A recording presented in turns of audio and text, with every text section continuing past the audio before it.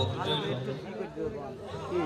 আজকের এই প্রোগ্রাম হযরত ওমর পাগলার যে বাৎসরিক ওরস পাগলিমার, তো আসলে আমরা এই প্রোগ্রামের একটা সুযোগ পাইছি গান করার। আমরা বেসিক্যালি লালন গানই করি সব জায়গায়। তো আজকে যে জন্য আসছি, আমরা চেষ্টা করব যতটুকু পারি আপনাদেরকে মন ভরানোর জন্য। তো এখানে স্টেজে আছে সবাই আমার গুরু মানুষ। তো ওনাদের পারফরমেন্স এর আগেও অনেক আমি দেখছি, ওনাদের সাথে ছিলাম। তো আশা রাখি আপনাদের সবার খুব পছন্দ হবে। তো অনুষ্ঠান আমরা এখনই শুরু করে দেব। আমাদের মধ্যে উপস্থিত আছেন বেসিক্যালি আজকে যে সাধু ফকিররা তারা লালন বাণী পরিবেশন করবে, তাদের একটা লিস্ট আমি আপনাদেরকে একটু জানিয়ে রাখি।